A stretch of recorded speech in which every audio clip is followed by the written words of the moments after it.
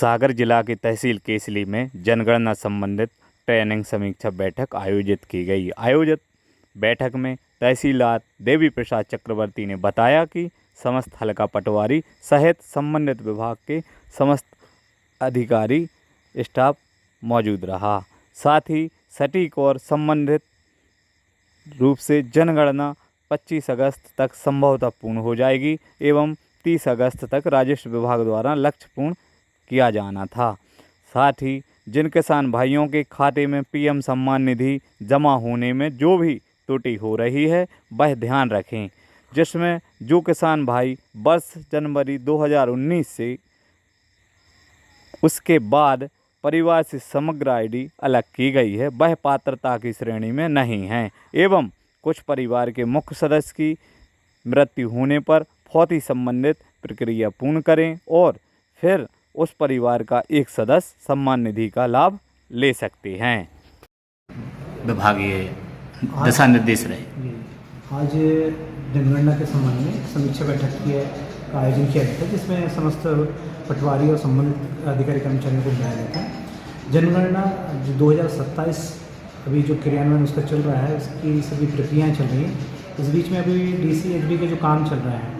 उसके काम के लिए हम लोगों को जो लक्ष्य दिया गया है वो 30 अगस्त तक का दिया गया है, किंतु हम जो तहसील केसरी में इस काम में हम लोग एक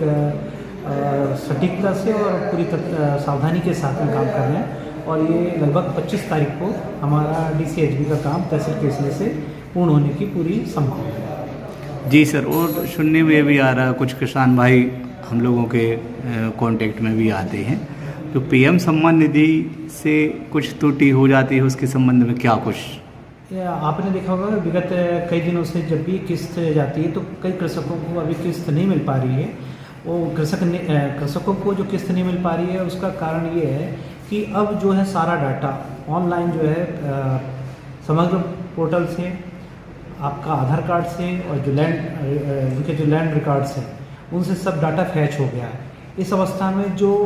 मुख्य जो पात्रता की शर्तें हैं, पीएम किसान की जो पात्रता की शर्तें हैं कि फरवरी 2019 के पहले राजस्व रिकॉर्ड में व्यक्ति का नाम होना चाहिए और परिवार के केवल एक व्यक्ति या मुखिया को, क्योंकि ये जो योजना का लाभ है परिवार को मिलना है, ना कि प्रत्येक व्यक्ति को। सामान्यतः देखा गया है कि लोग अपने परिवार में एक से ज़्यादा लोगों के द्वारा रजिस्ट्रेशन करा लिया गया था। ऐसी स्थिति में सभी लोग अपात्र हो गए हैं और अपात्रता के कारण उन्हें नहीं मिल पा रहा है। इसकी जानकारी लोगों को कम थी, लोगों ने इसमें कुछ किस्तें आ गई, लेकिन जैसे ही सब डाटा फैच हुआ तो ये जो है जिन लोगों ने एक से ज़्यादा सदस्यों को किया था और जो अपात्र थे उन लोगों की किस्त रुकी है। ऐसा भी कोई भी प्रकरण देखने को नहीं मिला कि कोई पात्र व्यक्ति की जो है किस्त रुकी है। इसके अलावा हुआ ऐसा भी है कि कुछ मामलों में जैसे कि राजस्व जो रिकॉर्ड है किसी व्यक्ति ने जो इसका कट ऑफ डेट थी फरवरी 2019 के पहले राजस्व रिकॉर्ड में नाम होना चाहिए, कुछ लोगों ने जो सेल्फ रजिस्ट्रेशन कराया था उनके ज़मीन में नाम जनवरी 19 के बाद या फरवरी 19 के बाद से आए और ऐसे लोगों के नाम या तो उन्होंने क्रय किया या उन्होंने जिसके नाम जनवरी 19 में नाम था उन्होंने विक्रय कर दिया। तो ऐसे सभी लोग अपात्रता की श्रेणी में हैं और उनको इसका लाभ नहीं दिया जा सकता। तीसरी एक और कंडीशन है कि जैसे कुछ व्यक्ति ऐसे हैं कि जो फौत हो गए तो अगर उनका नाम जनवरी 2019 में था और उनको योजना का लाभ मिल रहा था तो उनके विधिक वारसान पात्र हैं, परंतु इसके लिए 2 शर्तें अपने को पूर्ण करनी होती है। पहला, राजस्व रिकॉर्ड में फौती नामांतरण करवाना और दूसरा जो पीएम किसान पोर्टल से भी जो व्यक्ति फौत हो गया है उसको अपात्र दर्ज करवाना। और अपात्र दर्ज कराने के बाद में आप जैसे ही सेल्फ रजिस्टर करेंगे तो आपको उसका मिल जाएगा। अभी लोग पुराने व्यक्ति का नाम ना हटवाकर सेल्फ रजिस्ट्रेशन कर रहे हैं, इसके कारण प्रीवियस और जो वर्तमान में जो लैंड ऑनर है दोनों ही उसके लाभार्थी दिखने के कारण उनको होल्ड कर दिया गया।